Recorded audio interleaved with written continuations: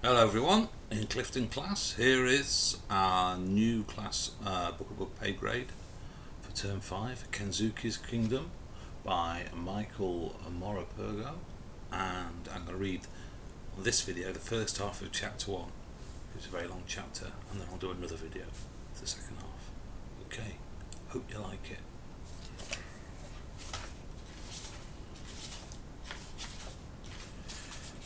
Chapter 1, Peggy Sue. Here's a picture now. I disappeared on the night before my 12th birthday, July the 28th, 1988. Well, only now can I at last tell the whole extraordinary story, the true story. Kensuke made me promise that I would say nothing at all, until at least 10 years had passed. It was almost the last thing he said to me. I promised, and because of that, I have had to live out a lie. I could let sleeping lies sleep on, but more than 10 years have passed now. I have done school, done college, and had time to think. I owe it to my family and to my friends, all of whom I have deceived for so long, to tell the truth. About my long disappearance.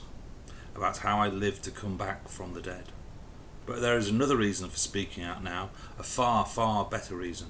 Kensuke was a great man, a good man, and he was my friend. I want the world to know him as I knew him. Until I was nearly 11, until the letter came, life was just normal. There were the four of us in the house, my mother, my father, me and Stella. Stella Artois, that is my one ear up, one ear down, black and white sheepdog, who always seemed to know what was about to happen before it did. But even she could not have foreseen how that letter was going to change our lives forever. Thinking back, there was a regularity, a sameness about my early childhood.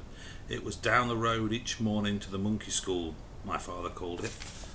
He called it that because he said the children gibbered and screeched and hung upside down on the climbing frame in the playground.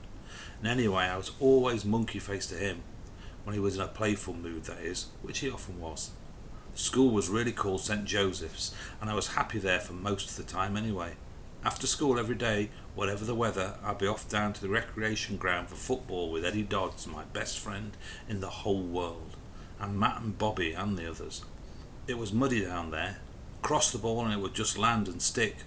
We had our own team, the Mudlarks we called ourselves, and we were good too. Visiting teams seemed to expect the ball to bounce for some reason, and by the time they realised it didn't, we were often 2 or 3 goals up. We weren't so good away from home though. Every weekend I did a paper round from Mr. Patel's shop on the corner. I was saving up for a mountain bike. I wanted to go mountain biking up on the moors with Eddie.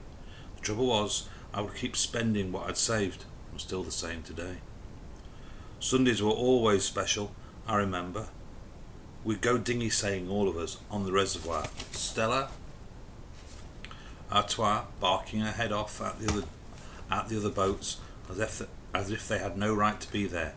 My father loved it. He said, because the air was clean and clear, no brick dust.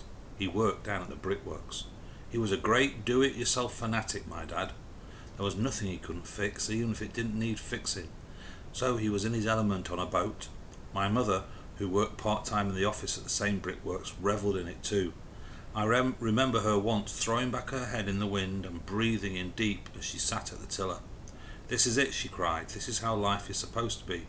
Wonderful, just wonderful." She always wore the blue cap. She was the undisputed skipper. If there was a breeze out there, she'd find it and catch it. She had a real nose for it. We had some great days on the water. We'd go out when it was rough, when no one else would, and we'd go skimming over the waves, exhilarating in the speed of it, in the sheer joy of it. And if there wasn't a breath of wind, we didn't mind that either. Sometimes we'd be the only boat on the whole reservoir. We'd just sit and fish instead. By the way, I was better at fishing than either of them. And Stella Artois would be curled up behind us in the boat, bored with the whole thing because there was no one to bark at. Then the letter arrived. Stella Artois savaged it as it came through the letterbox. There were puncture holes in it and it was damp, but we could read it enough. The brickworks were going to close down. They were both, my mother and father, being made redundant. There was a terrible silence at the breakfast table that morning. After that we never went sailing on Sundays anymore. I didn't have to ask why not. They both tried to find other jobs, but there was nothing. A creeping misery came over the house. Sometimes I'd come home and they just wouldn't be speaking. They'd argue a lot about little niggly things, and they had never been like that before. My father stopped fixing things around the house. He was scarcely ever home anyway. If he wasn't looking for a job, he'd be down in the pub. When he was home, he'd just sit there flicking through endless yachting magazines and saying nothing. I tried to stay out of the house and play football as much as I could, but then Eddie moved away because his father had found a job somewhere down south. Football just wasn't the same without him. The Mudlarks disbanded. Everything was falling apart. Then one Saturday I came home from my paper round and found my mother sitting at the bottom of the stairs and crying. She's always been so strong. I'd never seen her like this before. Silly beggar, she said. Your dad's a silly beggar, Michael, that's what he is. What's he done? I asked her. He's gone off, she told me, and I thought she meant for good. You wouldn't hear reason, oh no. He's had this idea, he says. He wouldn't tell me what it was, only that he sold the car and we're moving south and he's going to find us a place. I was relieved and quite pleased, really. South must be nearer to Eddie. She went, if he thinks I'm leaving this house, then I'm telling you, he's got another think coming. Why not? I said. Not much here. Well, there's the house for a start, then there's Gran, and there's school. There's other schools, I told her. She became steaming angrier than I'd ever known her. You want to know what the last straw, she said? It was you, Michael. You going off on your paper round this morning. You know what your dad said? Well, I'll tell you, shall I? Do you know something?